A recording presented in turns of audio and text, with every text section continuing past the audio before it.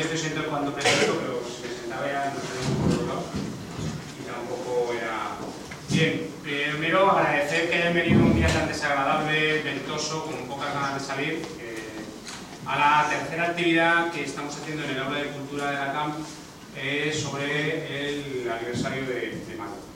Ayer se puso una película, antes de ayer se puso una película y hoy pasamos a hacer lo que sería la tercera actividad, que es una mesa de debate sobre la figura de Mahler, del compositor, su obra, su estilo de retorno social, ambientes, consecuencias, intervendrán los profesores de los departamentos de composición y musicología, Orlando Regidor, Manuel Lafarga, Carmen Blázquez, Carolina Montal, Carles Valls y José Vicente Asís. Una cosa antes de nada, el problema, el proyector que tenía que estar sacando las imágenes, que yo he visto un par y está muy bien, tenía que tener mejor calidad, que hasta el viernes estaba bien, pero ayer lunes, bueno, el lunes empezó a fallar y estaba muriendo poco a poco. Vamos a bajar un poco las luces, pero también queremos que se vea la gente que habla, con lo cual aquí va a haber una situación un poco rara. Disculpen eso y creo que... Gracias, Jorge. Bueno, pues buenas tardes. Como ya ha anticipado Jorge, este debate forma parte de una serie de actividades que conjuntamente, en una estrecha, el CESMA y la CAM, no sé bien. Sí. Ahora sí, ¿no? ¿Un poquito más? Bueno, pues que precisamente el Conservatorio Superior de Música Oscar Esplá y la CAM pues hemos organizado una serie de actos un poco alrededor de la figura de Gustav Mahler, que, como saben, bueno, pues se celebra este año el aniversario de su muerte. El lunes se proyectó la película Mahler, Una sombra del pasado, de Ken Russell. El martes, ayer, estuvimos viendo Muerte en Venecia, del director Luchino Visconti. Hoy tenemos una mesa de debate. Mañana tendremos un gran concierto de la Orquesta Sinfónica del Conservatorio, también tocando obras de Mahler.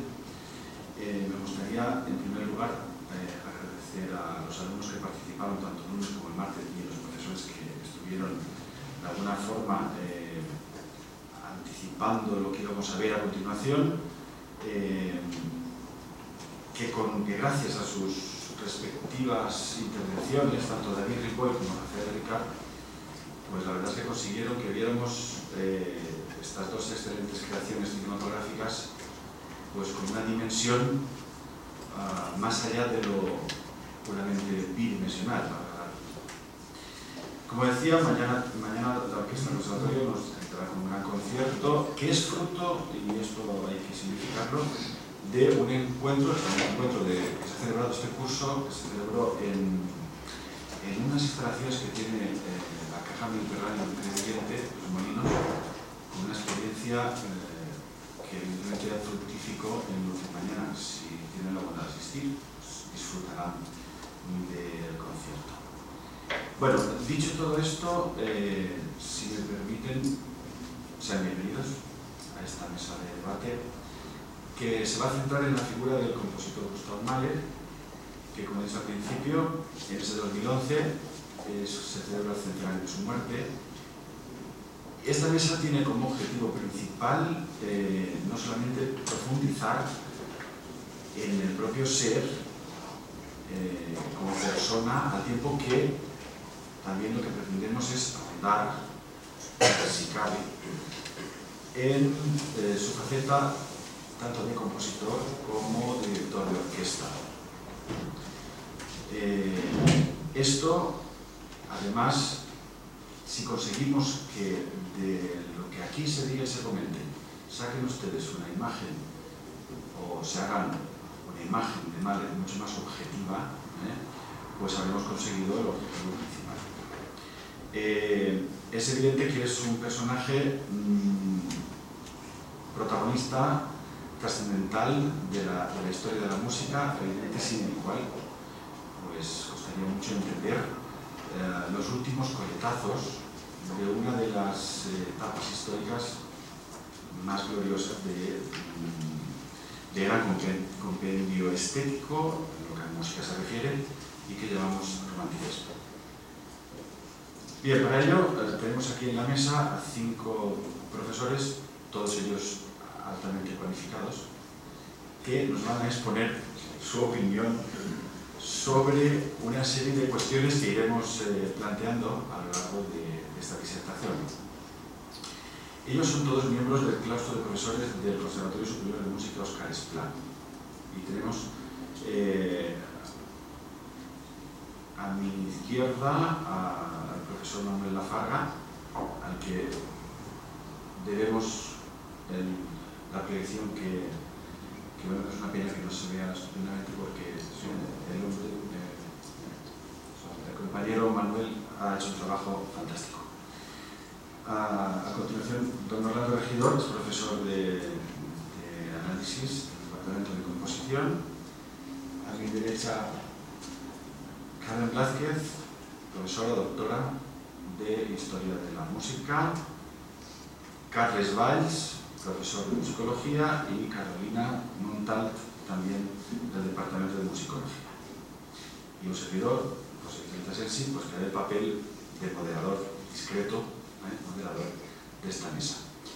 En primer lugar, creo que deberíamos plantearnos la cuestión del antes y el después. La pregunta sería, ¿se puede considerar la música de Mahler como un punto de inflexión en la historia de la música occidental? Pregunta que traslado a los participantes. Buenas tardes. Bueno, esto la verdad que es bastante subjetivo, como cualquier cuestión en la historia, en la que yo, por ejemplo, en el tema de Mahler, pues tengo conocimientos, pero tampoco soy una experta, porque no he trabajado documentación histórica, que sería la que daría de alguna manera una visión más objetiva.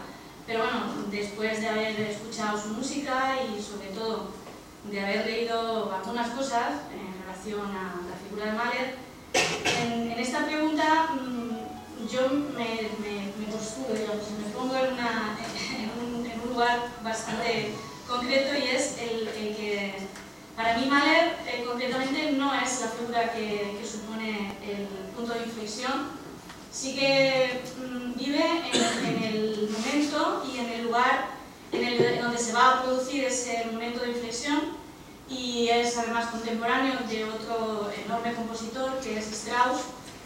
Y ellos, Strauss y Mahler, para mí lo que suponen es el final de una, diríamos, de una trayectoria histórica que es el romanticismo y el postromanticismo, y la figura que va a ser realmente la que va a suponer el punto de inflexión es el alumno, es Schoenberg para mí. Esta es mi idea. Realmente él aporta muchas cosas a la historia de la música, pero más que nada lo que vivió fue un momento histórico realmente trascendental en un lugar fundamental, que es la Viena de finales del siglo XIX. Esa es mi idea. Tal vez yo creo que es un punto de vista muy subjetivo, porque realmente yo creo que deberíamos de contemplar lo que supone él como mentor. A lo mejor no voy a decir protector, porque realmente no se sabe si llegó a ser un protector, pero sí como era un punto de referencia para la segunda escuela de Viena. Entonces, independientemente de que después consideremos, por ejemplo, a Schoenberg o el método decafónico o el atonalismo algo más trascendental, que podría considerarse así, o incluso la ópera wagneriana, lo que está claro es que la figura de Mahler, solo por el hecho de mantenerse fiel a sus principios desde un primer momento y mantenerse en un momento también donde la Viena de finales del siglo, donde el antisemitismo era muy importante, ¿no? Y que tuvo ataques, ¿no? desde todos los puntos, mantenerse fiel a un género, porque siempre podemos preguntarnos por qué no compuso ópera, si dirigió óperas y las conocía perfectamente, conocía el lenguaje operístico, ¿no? O por qué no compuso música de cámara, aunque sí que hay intentos de hacer algo, pero parece ser algo que se han perdido o que el mismo compositor hizo por deshacerse, ¿no? de este tipo de composiciones. Él se mantiene fiel a un género que es la sinfonía, el género sinfónico o el sinfónico coral, donde, digamos, yo lo veo como una figura conciliadora, es decir, llega a conciliar este eterno debate que hay en la parte, digamos, estética o filosófica de que, digamos, en qué medida en una composición tiene más importancia el texto o la música, ¿no? Y él equilibra perfectamente para llegar a la máxima expresión tanto el texto como lo que es la música pura, la música absoluta, como se quiera llamar, ¿no? Y creo que esto es una cosa muy importante tener en cuenta, en el que se mantiene fiel a esa sinfonía coral y sabe conciliar, sobre todo por el conocimiento que tiene de la obra de Hans Liszt y de Schopenhauer, incluso de Nietzsche, ¿no? Vamos, lo que acabo de decir es, para mí es desde el punto de vista histórico, es decir, la significación que desde nuestra contemporaneidad puede tener la figura de Mahler, a nivel de si es él que realmente supone una ruptura o no la supone. Yo no he comentado otros aspectos que podemos comentar después, simplemente a nivel histórico. Hombre, la idea también es que la recepción de la música de Mahler ha sido muy tardía, es decir, hay que esperar a la segunda mitad del siglo XX para realmente llegar a conocer bien a la figura de Mahler y encontrar pues, los ciclos sinfónicos completos, también por grabados por grandes directores. Entonces, bueno. Muy bien, yo creo que es interesante lo que estáis planteando. Efectivamente hay un conflicto ahí entre si Mahler es digamos, el padre del modernismo o no lo es. Yo creo que es un punto de inflexión importantísimo, Mahler. Yo sí que creo que es un punto de inflexión porque, curiosamente, el lenguaje Strauss-Wagner creo que lleva una dirección y, sin embargo, creo que Mahler es un compositor absolutamente personalísimo en su lenguaje. Es curioso porque realmente Mahler ha transformado el sentido de la percepción orquestal para todo el siglo XX, creo. De forma diferente a como lo ha hecho Wagner o como lo ha hecho Strauss, y creo que hay una nueva forma de entender la sintaxis musical a partir de Mahler, porque es cierto que algunos lo entienden como el cromatismo de Mahler como un cromatismo post-wagneriano, pero realmente el lenguaje de Mahler se asienta en el diatonismo, básicamente.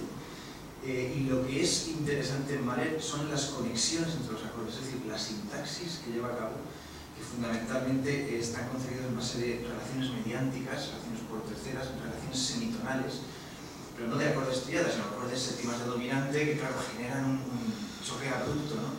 O incluso inserción de acordes de repente que no tienen nada que ver, como el famosísimo tercer acorde del adagio de la novena sinfonía, que está en re bemol y en tercer acorde ya está en la mayor. Pero además lo escribe la, re bemol, fa bemol, ¿no? Y este tipo de cosas, y desde ese punto de vista está rompiendo la tonalidad de una forma muy diferente a como hacía Wagner, ¿no? Creo.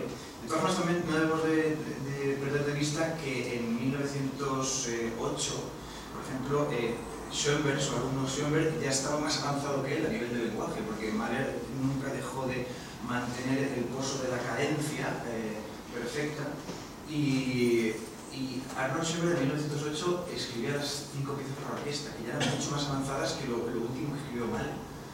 Entonces, realmente es una cosa llamativa el tema de Mahler, es una cosa muy, muy llamativa. Sí que es cierto que la influencia posterior de Mahler es enorme, no solamente ya en la segunda escuela de Viena, sino compositores como Britten, como Sostakovich, como Wolfgang Rihm, incluso actualmente, y luego por no hablar ya del género cinematográfico, que ha sido uno de los elementos que yo creo que ha potenciado a Mahler también, ¿no?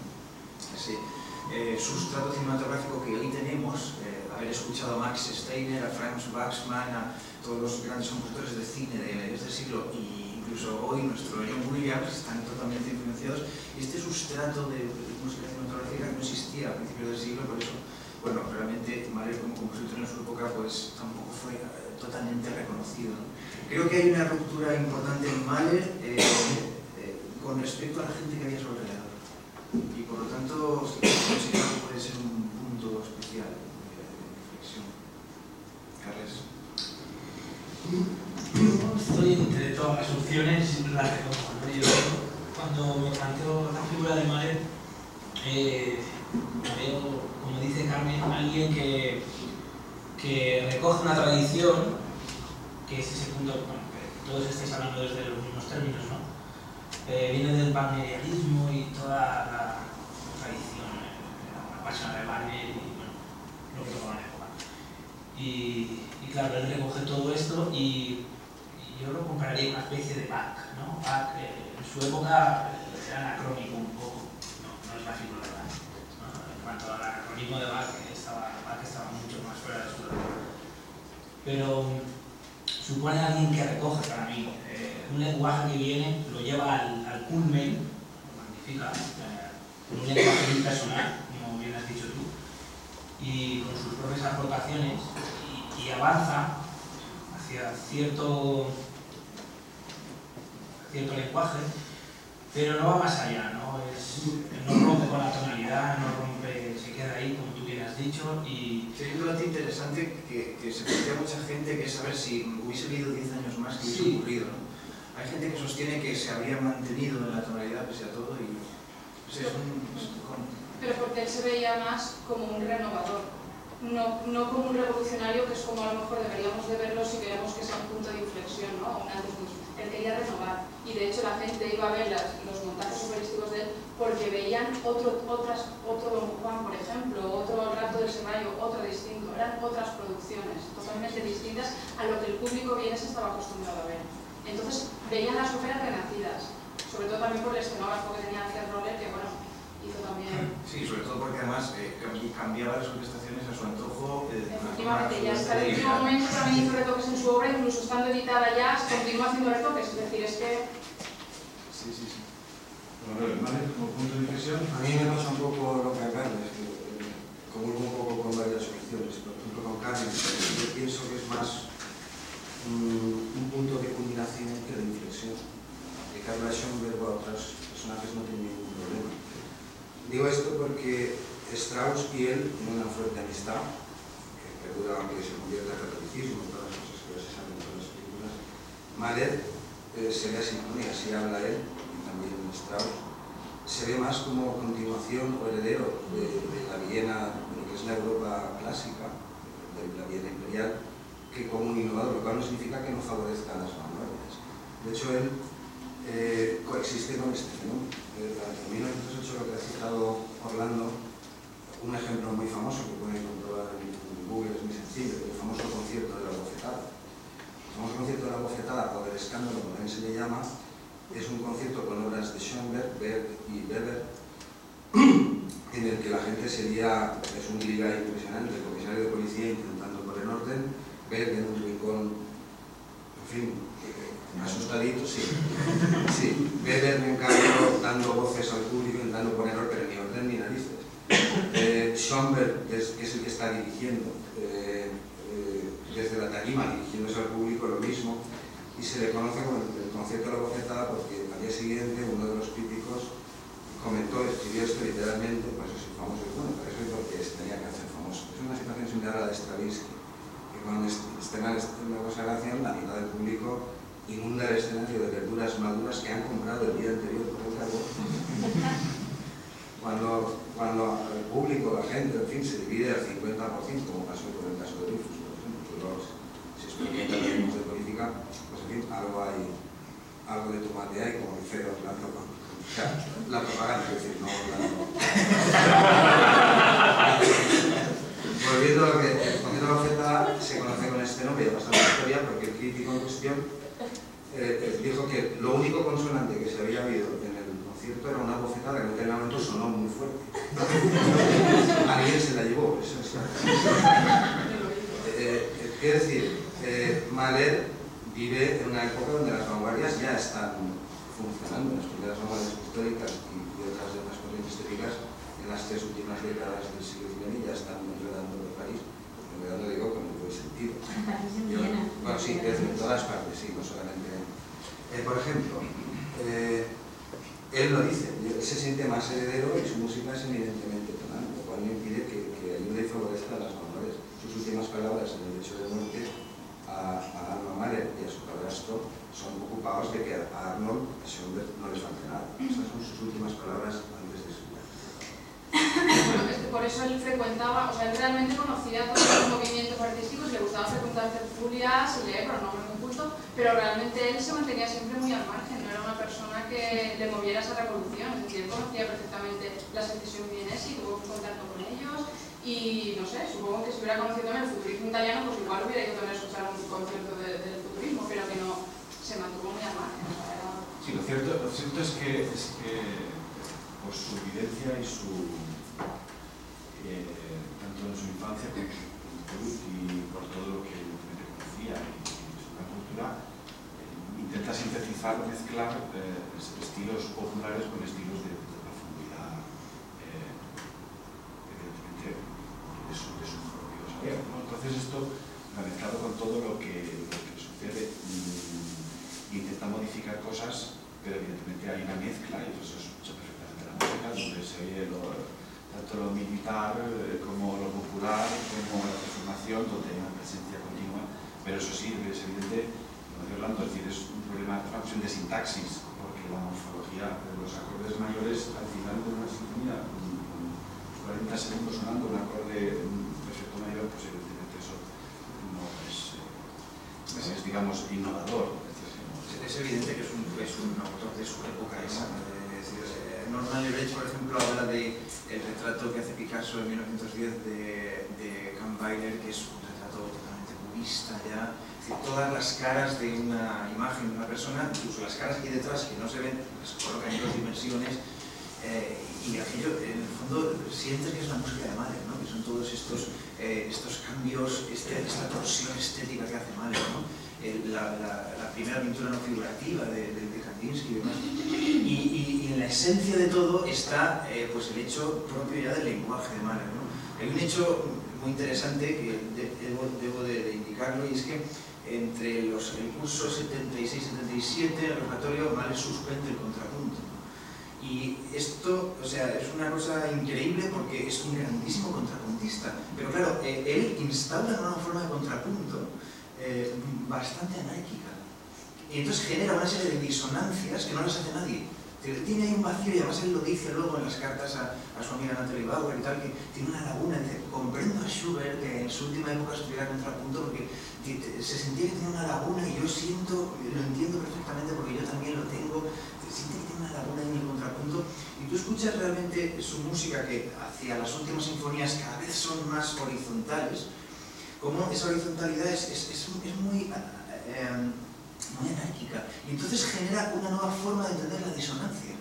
Hay disonancias rarísimas que jamás hizo Wagner, porque Wagner se mantiene en los retalos de las séptimas disminuidas, los diferentes tipos de séptimas y tal, y genera una sonoridad de una belleza muy reconocible, y Mahler rompe un poco conceptos disonantes.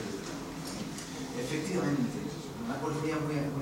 También a lo mejor era bastante incomprendido, ¿no? A la hora, porque muchas de sus sinfonías se estrenaban y después era un fracaso rotundo porque la gente no estaba... Es que yo creo que ahí es donde hay que pensar un poquito. Si realmente en su época, o sea, si nosotros estamos hablando de la figura de Mahler, sobrevalorando un poco lo que fue a lo mejor la figura en su momento también, ¿no?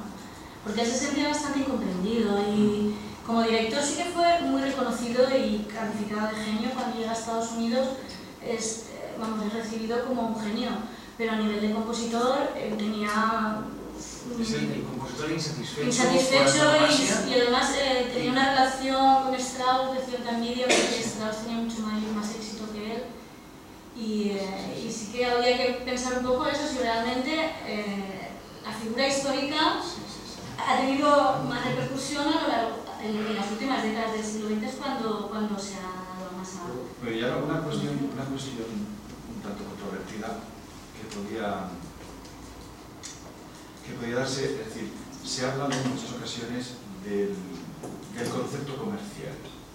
Hay muchos críticos, mucha gente, músicos, musicólogos que opinan que la música de Mahler tiene un punto comercial, es un concepto comercial. Por decir, lo que ¿pensáis que en Mahler existía la búsqueda intencionada de llegar al gran público? Sí, yo sí. Creo que sí, absolutamente. Yo pienso profundamente que no. Lo que pasa es que lo hacía de una manera camuflada, porque metía lo popular, incluso podríamos decir que lo vulgar, pero lo camuflaba dentro de una envoltura con un cierto grado de espiritualidad, porque en la música de Mahler también es muy importante el tema de la religión y de lo espiritual. pero cuando muere su hija y él entra en esa fase de crisis, está muy de moda psicoanalizarse y él se hace un psicoanálisis con Freud. Y Freud llega a la conclusión de que la música de Mahler es justamente eso. Es una confrontación o una especie de diálogo en algunos momentos confrontado entre lo positivo, lo negativo, entre lo vulgar y lo espiritual. Carlos, ¿tú piensas que hay editado? Yo creo que siempre soy el punto medio. Yo creo que lo comercial es una consecuencia del lenguaje. O sea, Schönberg no era comercial, seguramente. No lo era. Y no lo es. Malésico, Malésico. Cuando digo comercial, me estoy refiriendo al concepto comercial. No, ya está claro. Pero me refiero a la aceptación. Claro, era un lenguaje que yo pienso que como hemos hablado, no rompía con la tradición, él tenía ruido, continuaba esa tradición y por tanto era un lenguaje que a la gente le llegaba. Y estaba familiarizado, no estaba siendo rompedor, aunque meta disonancias y tal, pero realmente en un contexto que la gente podía entrar.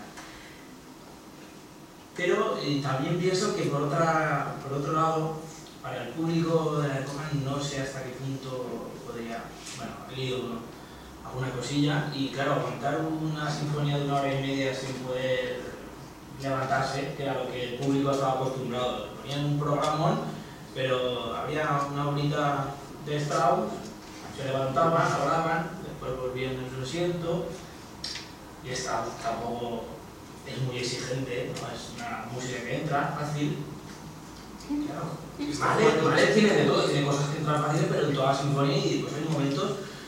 Es que está jugando con la existencia del público, es decir, la sinfonía, 6 movimientos, 100 minutos, es que es una barbaridad. Entonces, no sé. Es un hombre contradictorio, es un hombre de su tiempo, absolutamente contradictorio y que en su vida personal también lo manifiesta. Y yo creo que la música, él siempre tuvo la idea de que escribía para el futuro, que no estaba siendo reconocido en su momento. Sí. De Yo hecho, precisamente tal vez por eso a lo mejor puedes tener una lectura contraria, ¿no? Yo siento, es una cosa muy personal, claro, en la música de Mahler tanta sinceridad, tanta honestidad, que no puedo pensar ni un segundo que estuviera pensando en algo que no fuera su interior.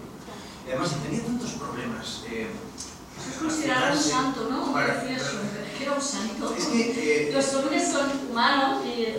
Fijaros que realmente él en invierno es cuando dirigía, en verano se recluía en una casa, no quería saber absolutamente nada de nadie. Lo entiendo porque parece ser que, bueno, pues entre sus 20 años de director de orquesta dirigió algo así como entre 3.000 y 4.000 funciones de ópera de Mahler. Lo cual la cantidad de conexiones sociales que he debido de tener y él en muchas cartas de alma y tal habla de la angustia que siente de estar en tantas relaciones cuando luego se va a Estados Unidos, a Nueva York, tiene que hacer cenas y fiestas y tal y no está nada contento en esa historia. Es un compositor recluido en sí mismo y en ese sentido te lo imaginas en la cabañita esa que se construía al lado de su casa de campo, o sea, que no solamente no vivía en su casa, sino que además se tenía que hacer una cabaña aparte, en la cual no le podía molestar en un momento a Alma que dice, es que ni las niñas ni yo podemos ni hablar siquiera, o no se le podía molestar, ¿no? Siento una sinceridad, una honestidad en el lenguaje que también conecta precisamente con toda esta grandiosidad humana de Mahler, ¿no? Conectando con la naturaleza, esa conexión con la naturaleza importantísima también, que le viene del Brahms, de Beethoven y demás, ¿no? No puedo imaginar que haya escrito una nota a Mahler pensando... Y después está la famosa carta de 1902 a Alma, en la que le dice, mi tiempo llegará, ¿no? Ese mi tiempo llegará significa dos cosas. Primero, que es una persona muy consciente de sus capacidades, pero luego una persona enormemente insatisfecha realmente con lo que estaba sucediendo en su momento actual respecto a su lenguaje. Entonces es un compositor que no es prácticamente reconocido, salvo los discípulos, el Bruno Walter, los 4 o 5 que vienen alrededor. Yo lo que estás diciendo veo también que esto es subjetivo, lo veía reflejado en su música está, pero también veo que él busca ese punto de universalidad a través de lo espiritual y tal, y su música ese punto, es una cosa suya. Claro, es una cosa suya, pero que intenta que sea... Es Schopenhauer, o sea, que está leyendo a Schopenhauer. Pero que intenta que sea un sentimiento universal y por tanto tiene que utilizar un lenguaje que sea universal, pienso yo, en su música. Él busca que su música llegue a la gente. No, por eso digo es que un acorde de tríada es bonito siempre. Claro. Entonces, coloca un acorde de tríada y un cromatismo, eso es bonito siempre, no hay conflicto. Entonces, realmente, ¿por qué realmente en los años 60 Mahler surge? Porque hay una necesidad de construir en los 60, hay tanto tonalismo, que es una época en la que el ser humano necesita volver a la música tonal. Como Schoenberg, que en su última época necesita volver y hace obras dodecafónico-tonales, ¿no?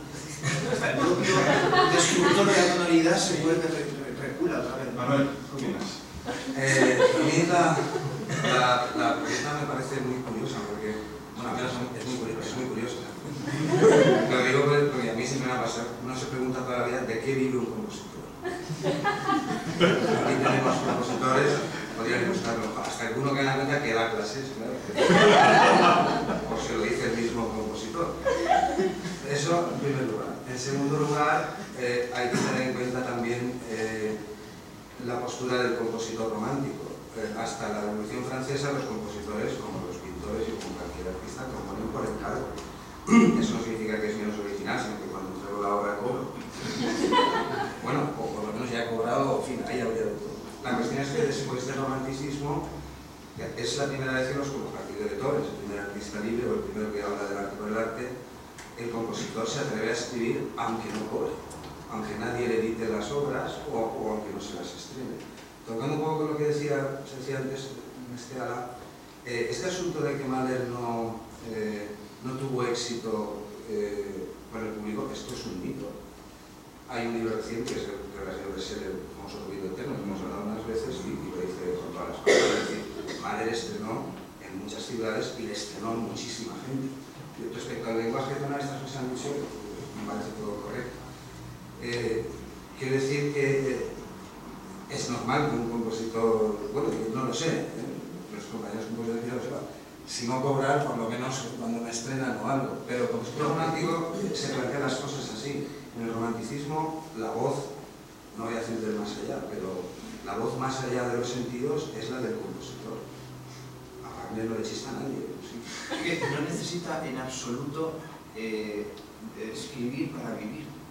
Es decir, solo un dato. O sea, en absoluto. Es decir, vivía muy bien como director. Solo un dato. Para entrar en el Metropolitan de Nueva York, le ofrecen un contrato de 220.000 euros actuales. Creo que son 150 coronas de la época. 220.000 euros para 3 meses. Eso es lo que cobraba Mahler a un sueldo más o menos, o sea, muchísimo más. Algunos incluso llegan a decir que no es que se fue a Estados Unidos porque estaba hastiado de Viena, sino que se fue porque le interesaba. Por cerrar un poco el asunto, hablando un poco a favor del tío Gustav.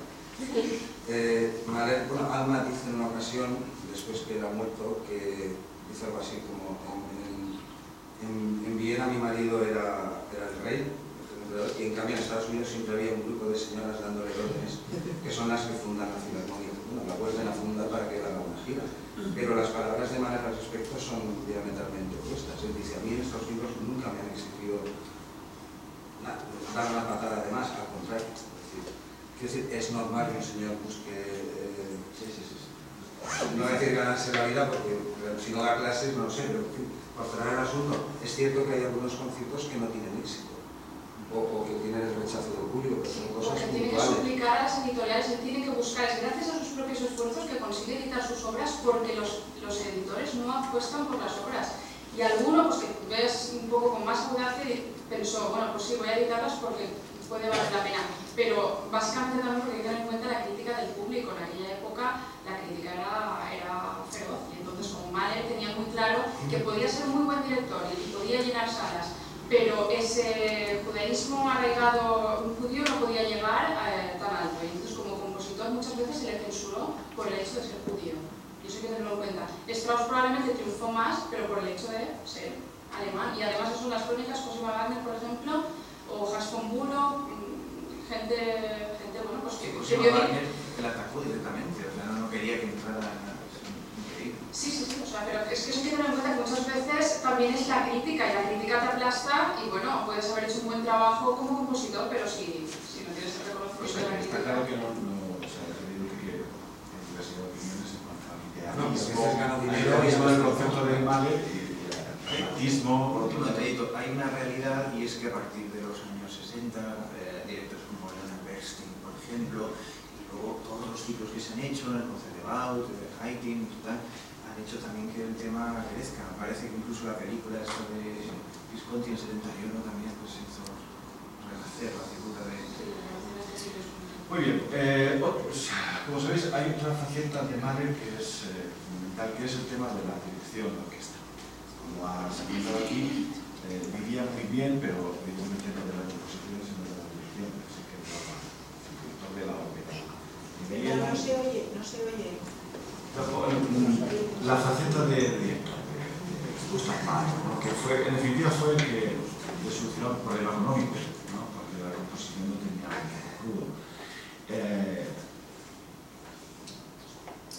¿Qué aportaciones creéis introduce Mahler en el terreno de la dirección de orquesta y cuál puede ser su trascendencia, evidentemente en paralelo a su faceta como compositor? Carolina. Pues yo como director me gustaría, independientemente de la técnica, que supongo que luego van a comentarnos un poco de la técnica, me gustaría recalcar el tema de los ensayos. Él era una persona que trabajaba muchísimo y llegó a realizar hasta 80 y 90 ensayos de una misma ópera. Es decir, que él era el ensayo, o sea, era una cosa con una disciplina o instrucción casi como militar, vamos. Era muy exigente con los artistas. De hecho, se dice que incluso en los ensayos a los cantantes se le pedía pleno rendimiento, o sea, no quería que cantaran sottovoce ni nada, sino que cantaran a pleno rendimiento.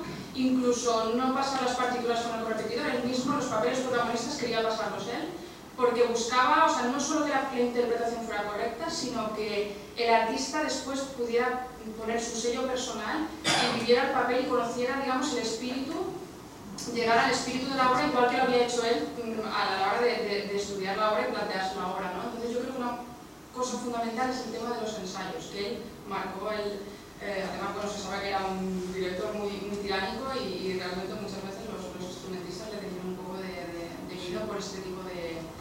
Pero porque él buscaba realmente que el artista se implicara. Además, Leonard Bernstein lo dice, ¿no? Que no se pueden tocar 3 compases seguidos de Mahler sin poner todo en el asador, ¿no? O sea, hasta el último atril de los violines segundos han de ser solistas, ¿no? Han de comportarse como si estuvieran tocando solistas. Bueno, lo del alto nivel de exigencia es ya famoso, legendario. O sea, los escándalos con el la ópera y los problemas son cotidianos. Lo de los 90 ensayos no lo conocía tanto, es una barbaridad. Parece que fuera de la o algo así. En fin, de lo de la excelencia como director, que no se me olvide destacar que gracias a que él contrata a Alfred Roller, siente que necesita a alguien que cambie la escena, quiere que la escena sea algo diferente de lo que está haciendo, es un éxito, trabaja en 4 años juntos y a partir de Roller la figura del director de escena se consolida. Actualmente en un teatro de ópera no hay un solo director, hay un director de orquesta o 2, uno de escena, en general hay a veces 4 y 5 directores. Respecto a la técnica de dirección orquestal, pues se hizo ciertamente famoso. Hay una caricatura, no es una caricatura porque no está trazada de un modo humorístico, bastante famoso, no recuerdo el nombre, pero se le cita así, el director hipermoderno, y ahí se le ve en todo tipo de posturas, como Florian además tenía buen tipo, estaba fácil, estaba primero. Y el dibujo es un montón de nuevas posturas, pero posturas muy exigentes, que tiene que tocar una orquesta, eso tiene que ser, decir, el gesto del director a veces impone, a veces pide, a veces exige, a veces deja, pero o sea, se le pinta en toda clase de... se llama el director hipermoderno. En ese caso está dirigiendo un precedente, no sé si el único, no podéis corregir, de este asunto de intentar fusionar sinfonías con obras corales. Él quiere hacer con las sinfonías, así lo dice, lo que Wagner ha hecho con la ópera, llevarla a lo más alto. El precedente es la obra de Berlioz, la famosa Sinfonía Dramática. Con la famosa Sinfonía, que es una sinfonía coral a gran escala, no sé si hay otros casos. Hablamos otro día de la novena de Beethoven, no recuerdo si se citó alguno. La Sinfonía Dramática, ¿qué sinfonía? La Sinfonía Dramática, ¿cuál es? ¿No conoces ahora? De Berlioz. Es la... Romeo y Julieta. Ah, Romeo y Julieta. También la llaman sinfonía. Es una sinfonía coral a gran escala. Es el precedente más directo que él la dirige, y con ocasión de este concierto pues, es una portada de una de estas. Está no sé cómo describir esto, se ven un sinfín de posturas. ¿Conoces esa imagen? Estaba más adelante. Sí, además parece que con las imágenes se aprecia una nueva forma también de dirigir, se aprecia ya una disociación de los brazos que no existía muy acentuadamente anteriormente, con lo cual parece que hay más plasticidad en el fraseo y en la indicación de los detalles. La variedad de gestos que instaura y se hace famoso en Berlín, el más famoso dicho por Vigil, eso es cierto, en su tiempo, ¿no? Era un director tan encomiable que cuando deja la ópera, no encuentra sustituto, nadie quiere, cuando se va a Nueva York, nadie quiere. Que no solamente es un innovador desde el punto de vista de la propia dirección, sino lo que pide de pagar los editores se cambia mucho el concepto de la edición, no solamente musical, sino de teatro y de... Bueno, la ópera de ella, de hecho, la encuentra en un estado lamentable y en poco tiempo remonta y vuelve a ser lo que en los círculos gloriosos. Carmen. Pues yo creo que era vocacional el tema de la dirección en Mahler, tan importante casi o más que la composición. Le costó mucho llegar a la ópera de Viena. Trabajó en provincias durante muchos años, aprendiendo poco a poco, y realmente su aspiración era llegar a la ópera, era lo que él quería. Y eso también es muy importante a la hora de valorar también su faceta como compositor, porque él aprende mucho de composición dirigiendo. Y hay muchos aspectos de la música de Mahler que seguramente están muy relacionadas con las técnicas de dirección. Sobre todo el hecho de trabajar en la orquesta con grupos de cámara, pasando melodías por timbres, y que es una técnica que luego va a aprender el sombrero de casa, y que es fundamental en la música contemporánea. Solo para acotar lo que ha dicho Carolina, de que no compuso óperas, ¿cuántas has visto? Sí, óperas que había tan buenas las dirigían que en torno a 3.000 o 4.000 y puede ser que más de 4.000 funciones de ópera. Funciones de Puedo ópera. entender que un señor de 5.000 óperas no escriba una ópera. Por contra Wagner, pues no quiere decir, bueno, tiene un par de sinfonías sonores y en cambio... Mahler tiene ese sentido comercial de la música. Mahler tiene como 3 óperas, tiene 3 bocetos de ópera. En su época de estudiante que se han perdido, la rompió, no le interesaba nada. Creo que el opus 1 que ella considera es la canción del lamento, que es la cantata esta también importante. Tiene una adaptación de una ópera de María Fumbuer, sí, los tres ratings. Sí, lo único que hay... Una ópera cómica que... Y luego tiene cámara también, tiene también bastantes bocetos de cámara que rompen. Tiene una sonata para violín, tiene... bueno, y luego está el cuarteto con piano, que existe, que es bellísimo, la menor, se conserva un movimiento que está grabado, recomiendo que se vea porque es precioso. ¿Al hilo de la dirección de orquesta? Sí. No, al hilo de la dirección de orquesta, que creo que en sus partituras se ve la exigencia de Mahler, la extremada exigencia de Mahler con todo el mundo, ¿no? Yo creo que se ve ya en las indicaciones, sí. Y luego, bueno, seguramente comentaremos a lo mejor luego si hacemos algún hincapié en el aspecto de la orquestación, pero me impresiona sobremanera la manipulación que hace de las partituras del resto de compositores, ¿no? Él no solamente tiene la posibilidad de estrenar su obra y modificarla en verano, cuando ahí en el momento incluso pedirle al músico en cuestión que cambie un detalle o lo que sea, y por lo tanto tiene un dominio de la orquesta brutal. sino que se permite el lujo de cambiar, o sea, reorquestó las 9 sinfonías de Beethoven. Esto ya es fuerte.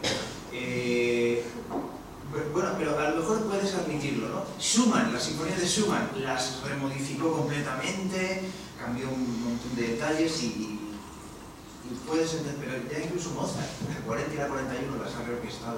Las bodas de Fígaro también están reorquestadas, es increíble, es como... tenía una necesidad continua de amoldar la expresión a su momento. Incluso creo que hacía cortes, eso sí que a lo mejor tiene un punto comercial, hacía cortes en las óperas de Mozart, por ejemplo, óperas de 3 horas, las cortaba tal y se quedaban en 2 horas. Bueno, eso es la práctica habitual hoy en día. Sí, una ópera se representa entera, prácticamente muy cierto. Bueno, hoy en día. Carles, ¿se agrega algo? Yo, es que en cuanto a la dirección, eso que te lo he dicho, yo lo único, pues, es comentando en cuanto a su faceta compositiva, sí que pienso que lo que estás comentando de a un privilegiado en cuanto a ser compositor y al mismo tiempo director, que dicen que, claro, esas dos facetas siempre son justapuestas y que cuesta montar y contradictorias, pero bueno. Después de Liszt y Wagner no había habido otro que fuera director y tal a la vez. Y eso te da, yo pienso que es la ventaja de saber los timbres, cómo funciona el instrumento, qué puedes hacer. Habéis hablado también de que continuamente revisaba sus partituras. Claro, tienes una orquesta a tu disposición y puedes hacer... Bueno, voy a probar eso. Es brutal, es maravilloso, porque es que hay melodías escritas para violín que se pueden tocar con la segunda cuerda y te pone G-Saite, ¿no? Quiere con la cuerda sol. O sea, quiere el grosor, la densidad de la cuarta cuerda tocando esa melodía que se podía tocar con otra mucho más fácil. Y lo que tú comentabas, Orlando,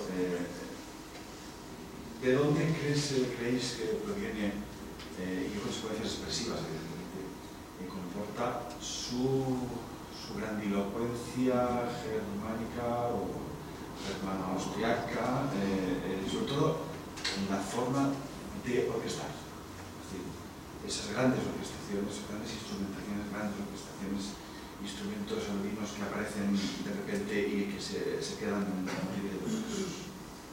¿Quién quiere? Yo creo que la obra es creación autónoma, es el sello personal y la impronta personal. Luego después, claro, se puede hablar de si Wagner, porque claro, conoce perfectamente del motor americano, o Bruckner incluso, o incluso Beethoven porque también lo conoce. Entonces, bueno, podría ser coger de muchísimos compositores, ¿no? Incluso Bach, porque yo estoy pensando en la Pasión de San Mateo, 2 orquestas, 2 coros, y una grandiosidad sonora ya enorme, mucho antes. Pero son orquestas pequeñitas. Son orquestas pequeñitas. Sí, pero la idea... No, la idea sí. Él dice en una ocasión que para llenar los grandes auditorios que tiene, se han visto fotos del concierto de Bach o del Standard Munich, son salones más grandes que no puedo poner la de Alicante porque es más pequeña, más grande que la estación del norte en Valencia. Y yo creo que son unos auditorios enormes. Y él dice, claro, para colmar estos auditorios enormes y estos públicos masivos, tenemos que recurrir a grandes orquestaciones.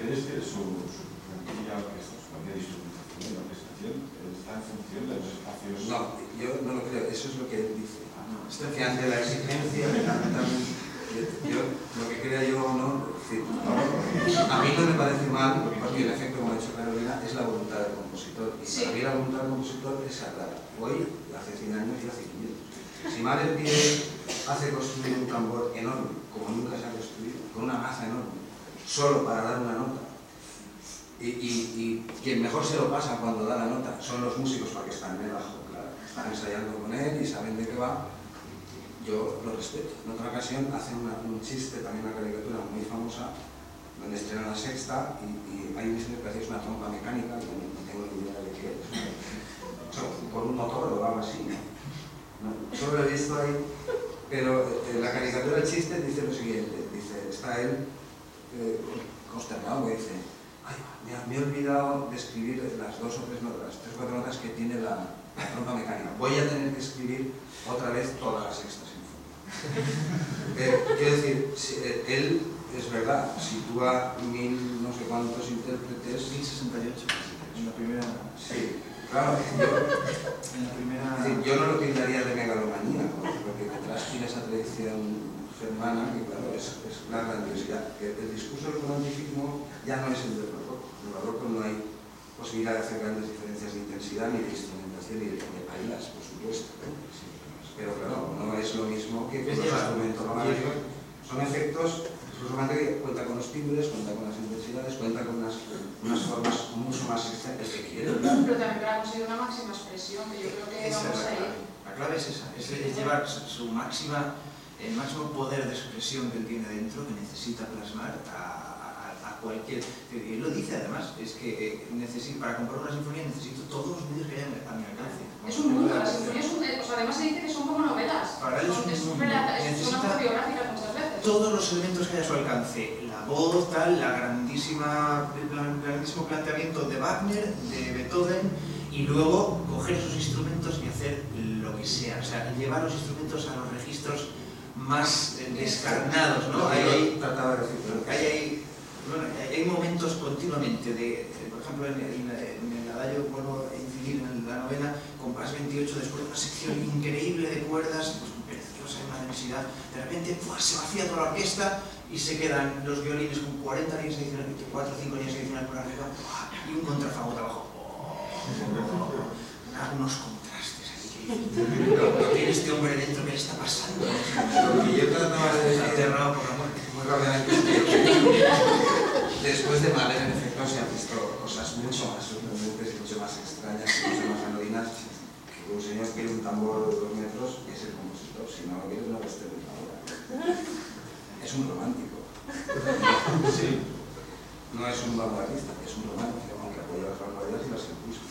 Todos quieren tocar en bien, aquí uno quiere tocar en bien.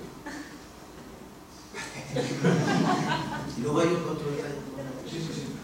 Hay otro detalle muy interesante, y es que Mahler, yo creo que a Mahler le da a Schoenberg, digamos, le pasa el relevo a Schoenberg con respecto al timbre, a lo que es el timbre orquestal, más que a la forma de componer, porque yo escucho a la noche transfigurada de Schoenberg, que aún tiene esa forma, y es Wagner, no Mahler. Y luego si las piezas para orquesta, la sinfonía de cámara tal, de Schoenberg ya veo que es una instrumentación más. Pero hay en Mahler ya el inicio de una cosa muy interesante que se llama la melodía de timbres, que consiste en que una melodía digamos, una disrupción de la melodía, una ruptura de una línea melódica natural, la corta y la va colocando en diferentes instrumentos, ¿no? Incluso parece que a nivel de orquestación él ha ido escribiendo esa línea melódica en los dientes y luego ha ido rellenando partes, incluso, ¿no? A nivel contrapuntístico. Esto que va a ser tremendamente importante para la segunda escuela de Viena y para mucho del pensamiento instrumental del siglo XX. Y por otro lado, ¿qué trascendencia tiene el lenguaje mahleriano para el movimiento estético de la época? ¿Dónde situaríamos a la persona en el ámbito político, social, cultural del momento?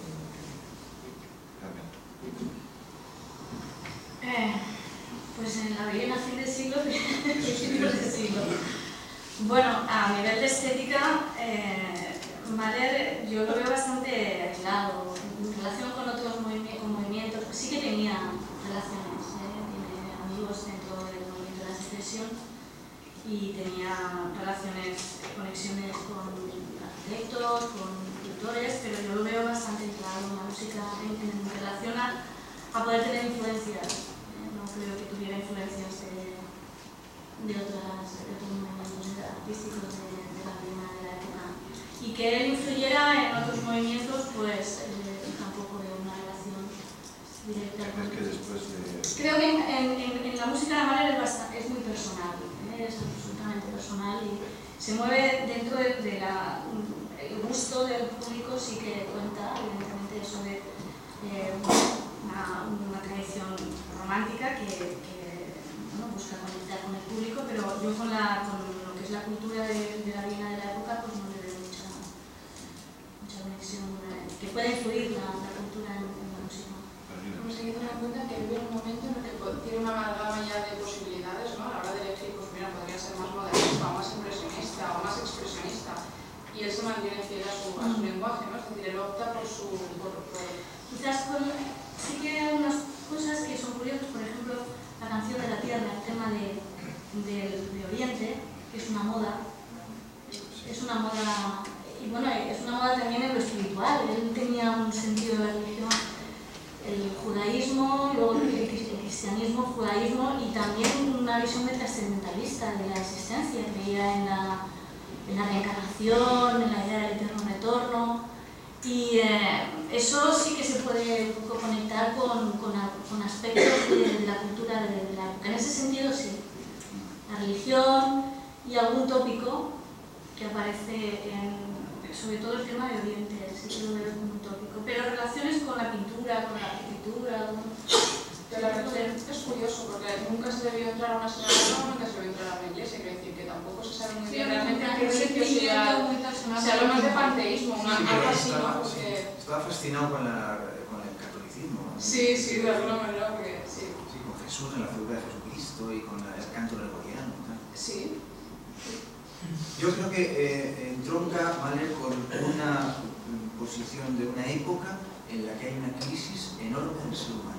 Una crisis enorme, profunda del ser humano en un momento eso también es muy importante, está porque perdido. él vive en una Viena muy xenófoba, muy racista, donde se está gestando los gases del fascismo. Y todo eso a nivel vital, de la vida cotidiana, le debió de influir necesariamente. Desde mi punto de vista estamos idealizando mucho la figura, porque se pierde también un poco de vista a la persona, lo que debió de ser la persona viviendo en la Viena de la época. El hecho de tener que convertirse para poder ser directora, para poder acceder a lo que él realmente deseaba, se tiene que convertir. Y eso, no sé, es una imposición. Y en el día a día debía de ser bastante difícil vivir en esa. Es una ciudad súper conservadora, políticamente muy dura, y es una época muy convulsa, con muchas revoluciones, muchos conflictos en la calle.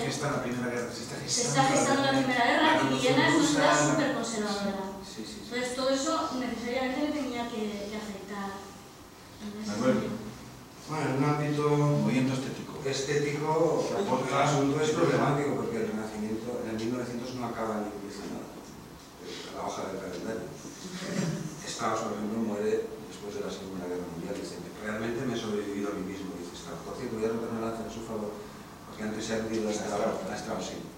Se ha aludido a esto no directamente, Carolina, pero ha citado el hecho de que Mahler quizá no seguro, tuvo problemas por ser de origen judío, procedía de un gueto judío, y que Strauss probablemente tuvo más éxito por ser un tipo casi, no voy a decir, en fin, alemán.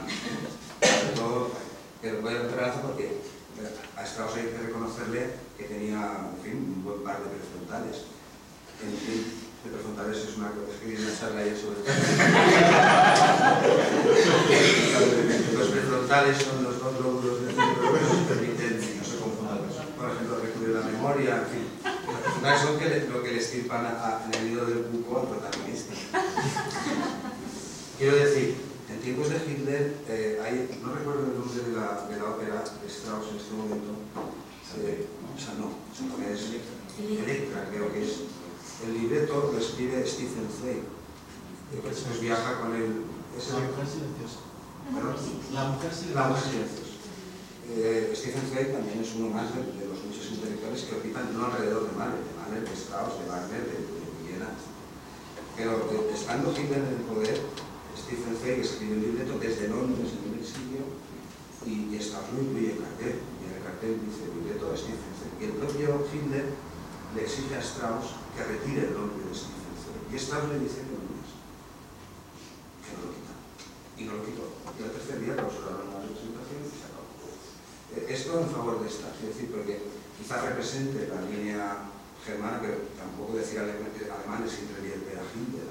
Alemanes eran todos, la mayor parte judíos y todos tuvieron que quitar. Es que su estética de Mahler. En cuanto a la política también, alemana también está la política. En la estética es una cuestión delicada, porque claro, el romanticismo no acaba en 1900, sino que se prolonga.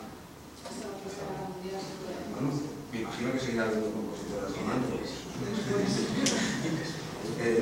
En la cuestión estética, yo iba más a la cuestión política. La cuestión estética ya lo hemos apuntado al principio. Bueno, en opinión de Carmen ya representa, y alguna más, representa más la culminación del romanticismo, que se dice, es que Mahler se murió y parecía que se llevaba consigo la época romántica. No se la llevó, pero parece el último exponente de un tonalismo, además que él lo decía así, es decir, no pretendía hacer lo que hacía Strauss, sí se atrevía y hacía lo que en las introducciones era terrible, en relación con Zaratustra, los Salomé, etc. Mahler no hace este tipo de incursiones. Respecto a la estética romántica, pues ya lo hemos apuntado así. Él representa más el mundo clásico de Viena, donde las cúpulas están pintadas con pintura dorada. Klimt en sus cuadros pinta oro. Es decir, en Viena todo está impecable e inmaculado. Representa no el antiguo régimen que ya cayó con la revolución, sino la tradición más. ¿Cómo va a hacer Mahler representando eso? Yo creo que Mahler no tiene disonancias mucho que ver con el movimiento de la secesión. Él tiene conexiones de amistad, pero no. Sí, yo creo que no se involucra la secesión. De hecho, él apoya a la vanguardia. No sé qué es secesión. No están hablando de Klimt, de las cúpulas doradas y pues sí. Él conoce el movimiento, simpatiza con ellos, además que no está en casa de Alma Mahler, bueno, el padrastro, porque pertenecía a este grupo y tal, y él pues simpatiza con ellos, pero no realmente no llega. Y respecto, bueno, eso en cuanto a estética, si pasamos a la política, sí tenía una cuestión. Yo quiero añadir simplemente que una figura en una época de absoluto caos, de crisis importante del ser humano, y tengo la sensación de que lo que él está transmitiendo es el volcado de sus vivencias personales, porque Mahler es uno de estos grandísimos ejemplos de obra autobiográfica absolutamente, y es un volcado total de los estados interiores, y esto es lo que va a dar luego lugar al expresionismo, ¿no? Que el expresionismo un poco es esa evocación de dentro a fuera, ¿no? Y hay mucha gente por ahí que incluso pues, compara determinados momentos. Hay un momento muy bonito en Mahler que es la 10ª sinfonía, que está inacabada, que tiene un acorde muy especial, un acorde de 9 sonidos, que es un acorde por terceras todo, pero claro, 9 sonidos que llegan casi a hacer un clúster, ¿no?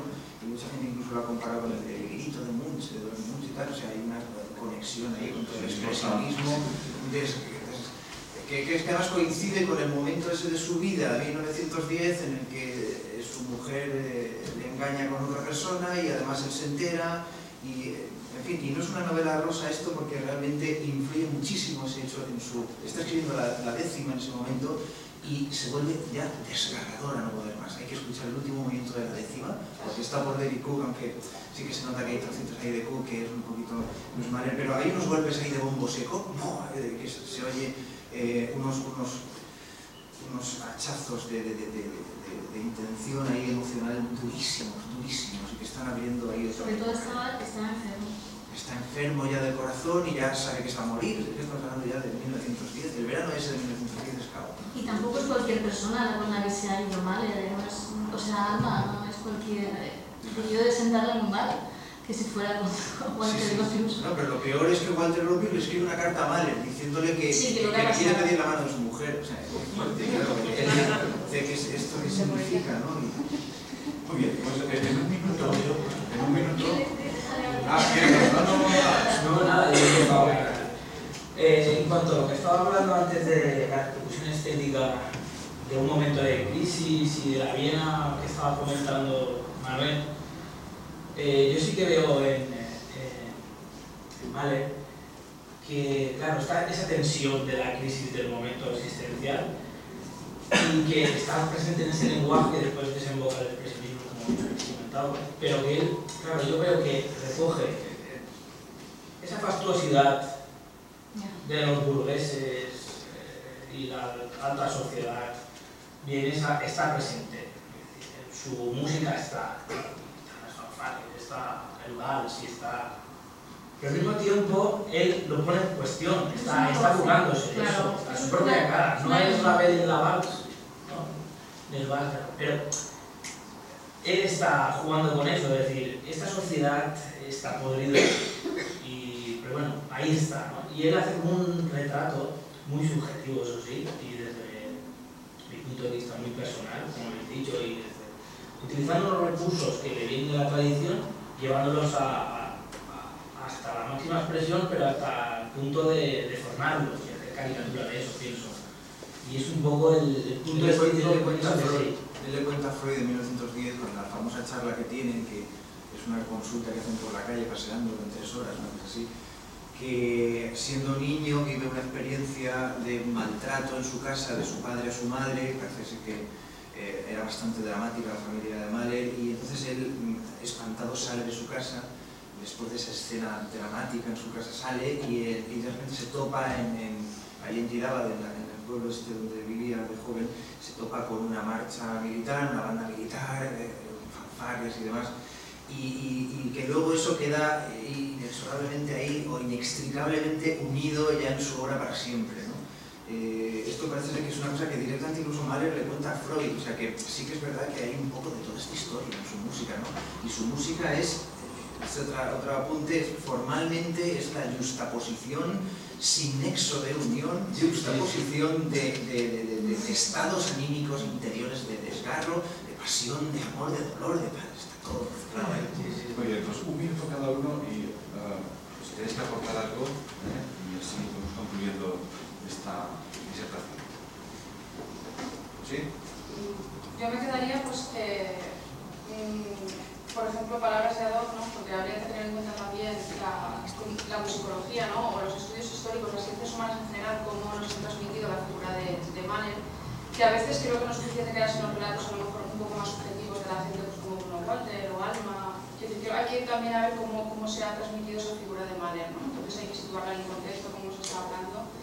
Alfons Silbermann, por ejemplo, o Guido Adler, que fue compañero de la universidad, ¿no? O del CUC, los primeros que escribieron sobre Mahler.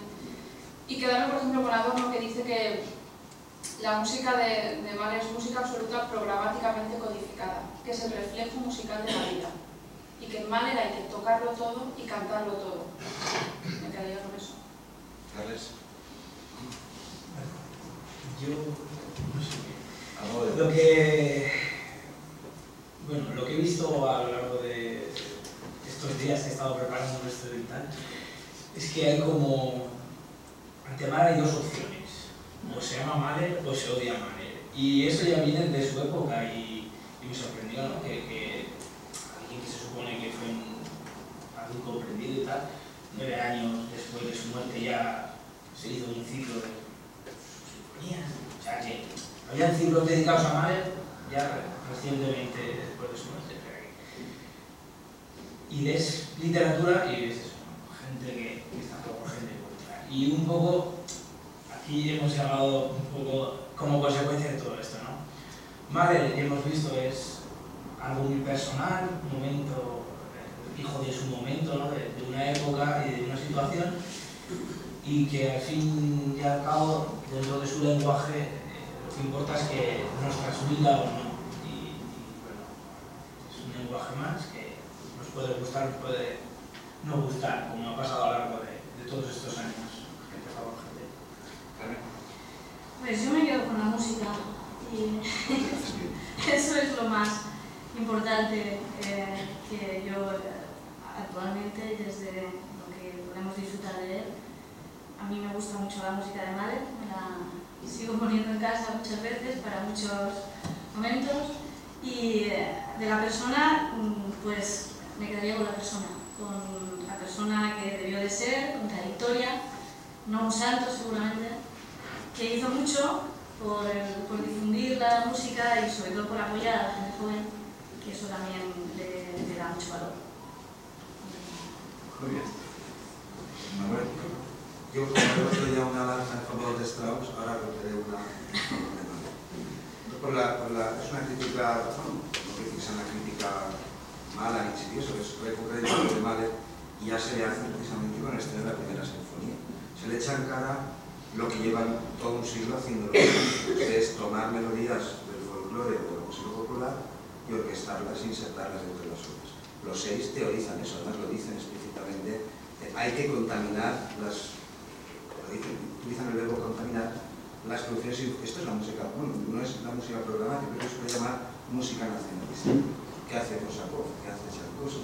¿Qué hace Falla también, un poco más adelante? Es decir, tomar música anónima del folclore y insertarla y orquestarla, desde mi modesto punto de vista, no es ningún pecado, ni resta originalidad a un compositor. sería sorprendente que todo lo que se crea fuese completamente nuevo y original, como se ve claramente que no es el caso en ningún real. Es decir, esta crítica, digo, a veces es más suave, a veces es más exigente, de que Mahler utiliza valses, marchas, danzas militares ya en tiempos de Beethoven ya se hacía. Es decir, es una práctica recurrente durante todo el romanticismo, y a él ya con ocasión de Westen, la primera sinfonía, ya le están diciendo que eso, que la música de folclore es indigna de figurar en una obra sinfónica. Yo creo que no es banalidad, ni para tanto ni para tampoco. Si han escuchado la sinfonía sevillana de Turina, por ejemplo, pues creo que con eso está dicho. Bueno, hay un apunte que quiero hacer a un autor que ha introducido Carolina, que me parece muy interesante. No hemos hablado de libros y tal, pero si alguien a lo mejor puede estar interesado en ampliar información sobre... El libro de Adorno que ha citado ella es un libro bastante complejo. Es un libro... yo creo que para entender ese libro de Adorno hay que conocer muy bien a Mahler, hay que haber escuchado toda su obra, haberse impregnado bien, y entonces tal vez puedas ir dilucidando cada una de las líneas, empiezas a entender e identificarte con lo que aquel autor está diciendo, ¿no? Es un libro fascinante en todo caso, y creo que es totalmente recomendable, sí, para una persona letrada o que haya podido estudiar las partituras de las... Luego tengo que recomendar encarecidamente el libro de José Luis Pérez de Arteaga, que es un libro sobre Mahler, que creo que es la referencia absoluta de Mahler ahora mismo en castellano. Y el otro día, la semana pasada, pasando por el Corte Inglés, me topé de bruces con el libro de Norman Lebrecht, que acaba de publicarse en Alianza, sobre Mahler. ¿Por qué Mahler? Que se titula ¿Por qué Mahler? El hombre de las 10 sinfonías que ha revolucionado el mundo, ¿no? Creo que son interesantes. Yo lo único que quiero decir es que para mí Mahler es una personalidad musical absolutamente fascinante. Yo lo conocí porque en mi casa mi padre tenía un disco de la Novena Sinfonía. Afortunadamente teníamos un disco de la Novena Sinfonía y empecé a escuchar aquello y llegué a una comunión, a una compenetración con el adagio final que no puedo expresar con palabras, ¿no? La emoción que siento cada vez que escucho ese momento, ¿no? Invito a toda la gente que no conozca a Mahler o que quiera entrar en Mahler, que se adentre en los adagios. Y tenemos una oportunidad muy interesante en el concierto de mañana, porque se va a tocar uno de los momentos más espectaculares de toda la historia de la música, que es el adagio de la última sinfonía de Mahler. Cómo crece aquello, desde dos celulitas básicas, melódicas, cómo explota en algo tan increíble que al final acaba de un acorde de re mayor, brutal, gigantesco, pero cómo trasciende todo, ¿no? Y cómo en el fondo ese Mahler de ese momento está ya anunciado en el adagio de la Novena Sinfonía de Beethoven. El adagio de la Novena Sinfonía de Beethoven es la semilla que va a generar luego esta sonoridad, esta profundidad humana. Además, se titula Lo que me cuenta el amor, ¿no? Ese último movimiento. Y cómo ese adagio aún bastante tonal, cómo se transfigura ya en los adagios de la novena, y el andante que dejó inacabado de la décima. Es una cosa impresionante, ¿no? Nadie ha escrito adagios como esos, nadie. ¿Verdad? Es como si esa música tuviera... No es una apasionada de Mahler, es una apasionada de todos. Es que como si esa música, es como si esa música tuviera que haberse escrito. Muy bien. Bueno, como les decía al principio, se trataba de que vieran distintas opiniones, es evidente, mismos una visión idealista, una visión romántica, una visión más realista del personaje que nos trae aquí. Y yo quiero agradecerles a los 5 compañeros nuestro esfuerzo de preparar esto, no creo que haya sido poco. A Manuel agradecerle su predicción, lo que no se ha visto. Bueno. A ustedes, evidentemente, también agradecerles su presencia y emplazarles a que mañana vengan y disfruten de lo que van a escuchar aquí en esta misma aula, aunque creo que están escasas las entradas. Y para terminar, simplemente un texto de Mahler que decía algo así, lo han dicho muchos autores, es evidente, pero no es lo que dice, sino cómo lo dice, es lo importante. Decía, soy muy consciente de que como compositor no voy a encontrar ningún reconocimiento en esta vida. Mientras sea el mal que camina entre vosotros, un hombre entre hombres, tengo que estar preparado como creador para un trato demasiado humano. Solo se me hará justicia cuando me haya sacudido el polvo de esta tierra. Soy, por decirlo con palabras de Nietzsche, un extemporáneo. Buenas tardes y gracias.